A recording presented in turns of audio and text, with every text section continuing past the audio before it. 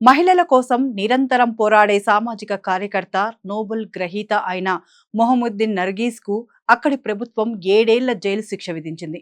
అనేక పోరాటాలు, మహిళలు స్వేచ్ఛగా తిరగాలని కోరుకునే వ్యక్తి.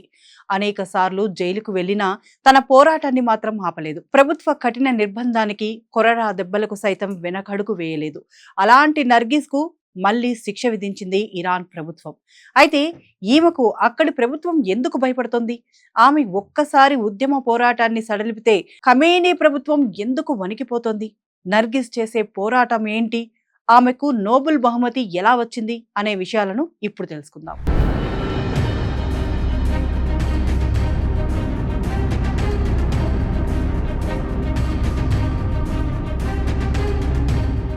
నమస్తే, వెల్కమ్ టు ఆంధ్రప్రభ. నేను మనస్విని.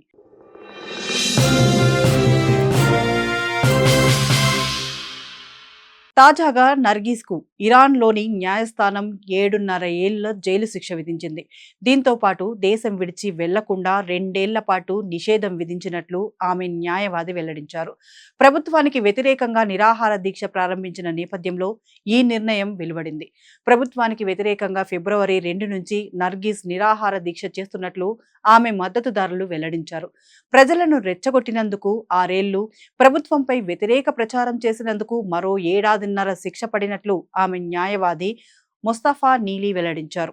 ఇరాన్లోని చట్టం ప్రకారం జైలు శిక్షలు ఏకకాలంలో అనుభవించాల్సి ఉంటుంది. మొహమ్మదీ ఆరోగ్య పరిస్థితి నేపథ్యంలో ఆమెకు చికిత్స అందించడానికి తాత్కాలికంగా బెయిల్పై విడుదల చేస్తారని ఆశిస్తున్నట్లు నీలీ పేర్కొన్నారు.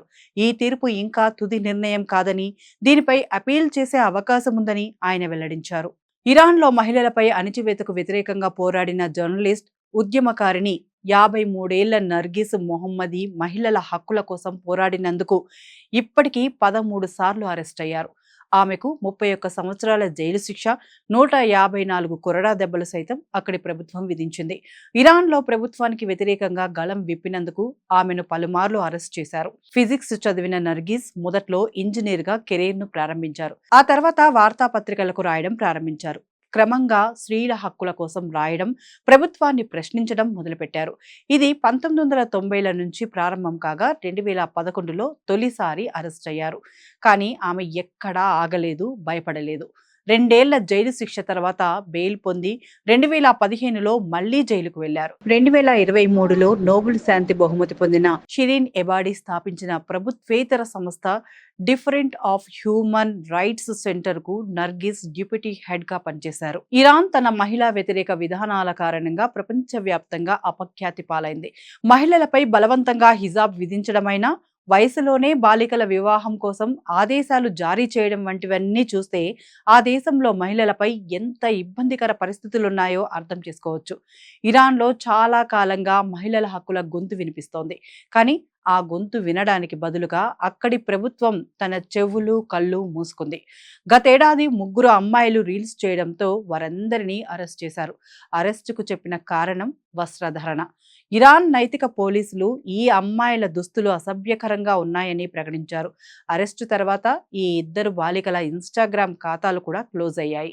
2 అమ్మాయిలలో ఒకరు జీన్స్ ఫుల్ ఓవర్ కోట్ వేసుకొని ఉండగా, మరొక అమ్మాయి జీన్స్ టాప్, దానిపై హుడీ వేసుకుని ఉంది. ఇంకో విషయం, ఈ అమ్మాయిలు నృత్యం చేస్తున్న ప్రదేశం ఇరాన్ యుద్ధ స్మారక చిహ్నం. అందువల్ల వారు అమరవీరులను అవమానించారని కూడా ఆరోపణలు వచ్చాయి. ప్రస్తుతం ఈ 2 బాలికలు ఇరాన్లోని ఏదో ఒక జైలులో ఉన్నారు. వారు నృత్యం చేసిన నేరానికి శిక్షార్హులు అయ్యారు. 1979లో ఇరాన్లో ఇస్లామిక్ విప్లవం తర్వాత అక్కడ ఇలా డాన్సులు చేయడం పూర్తిగా నిషేధించారు. ఇరాన్ శిక్షా స్మృతిలోని ఆర్టికల్ 637 ప్రకారం బహిరంగ ప్రదేశాల్లో డాన్స్ చేయడం నేరం. అటువంటి నేరానికి పాల్పడినట్లు రుజువైతే 99 కొరడా దెబ్బలను శిక్షగా అమలు చేస్తారు. నృత్యం చేసే అమ్మాయిలపై ఇరాన్ ఇలా నైతిక అణిచివేతకు పాల్పడటం ఇదే మొదటిసారి కాదు. 2023 సంవత్సరంలో 5 అమ్మాయిలు పాప్ స్టార్ సెలీనా గోమేజే పాటకు బహిరంగంగా నృత్యం చేశారు. ఈ 5గురిని కూడా అరెస్ట్ చేశారు. డాన్స్ చేయడమే కాదు, తాజాగా మహిళలు బహిరంగంగా సైకిల్ తొక్కడాన్ని కూడా నిషేధించారు. Iran German journalist Michel Abdullahi Iran ప్రభుత్వంపై తీవ్ర ఆరోపణలు చేశారు.